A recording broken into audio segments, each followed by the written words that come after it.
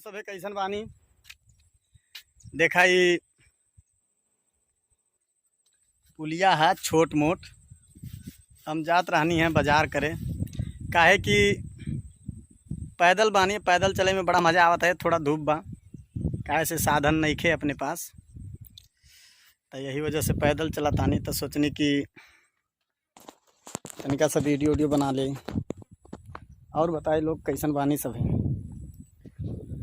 हम तो भैया एकदम मौज में बानी, मस्त बानी। आप सब बताई कि कैसन बानी। बाकी चलो ठीक बा, जैसन रउआ सभे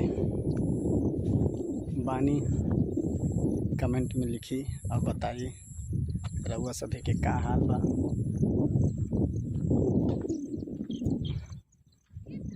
पैदल चले में मज़ा आवता, पर भाई झूठ ना बोलब धूप भी बा। पर धूप के साथ साथ हवा चलता, तो यही वजह से धूप ज़्यादा ना लगता, अच्छा लगता।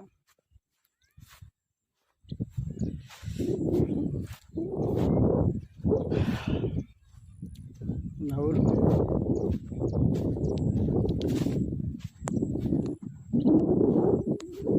देखा यही जे बगल में ये धान के खेती देखला, एमे अभी बाली ना लगता।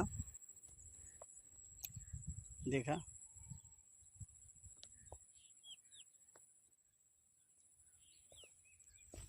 यही जे बगल में देखा बढ़िया बाली लगल बा। देखा कितना फर्क बा। काहे कि कौनो दूसर धान है, ये जल्दी हो गई। आही कौनो दूसर धान है, एकर अभी कौनो आता पता ना बा। ये जब कट के घरे चला जाई और लोग कूट पीस के खाई ना, तब जाके एकर कहीं कटाई हुई। होला ऐसन फसल है, कौनो 60 दिन में होखेला, कौनो 90 दिन में होखेला। कहा ना 90 दिन में बोले हैं बहू, 45 दिन में धान हो जाला। हमें लगा था कि 45 दिन वाला है, साला एकदम पक्के झरझर हो गई बा। अब बहुत बढ़िया लगल बा। देखा यही जे में तनिका सा देखा लोग दूसर बिया बैठा देले बाने, इहो वैसे रह गई। बिया के फर्क होला। और सब बताई कैसन बानी सभे। और तनी हमके सपोर्ट करी भाई लोगन, चैनलवा के सब्सक्राइब करी, लाइक करी और शेयर करी भैया, ताकि और लोगन से जुड़ सकल जा। और आप लोग सपोर्ट करल जाई तो हम हूँ एगो बढ़िया यूट्यूबर हो सकीले। काहे कि अभी तो छोट मोट बानी, आप लोग जब सपोर्ट कइल जाई तो हम हूँ एक दिन बड़ हो जाए। अब हमरा भोजपुरी बोले में कोनो दिक्कत नहीं ना होता।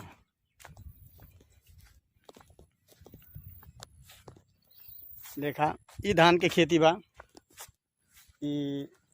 यो बढ़िया बा, ज़्यादा जल्दी ना बा, निकल गई बा, कुल फूट गई बा। अब हमके भोजपुरी बोले में कोनो परेशानी ना होता। हमें लगा था कमेंट में बताए कि अब हमार भोजपुरी में सुधार आइल बोले में कि ना। अगर आ गई हो तो लाइक ठोकी है दनादन और शेयर कर दी है वीडियो के, ताकि और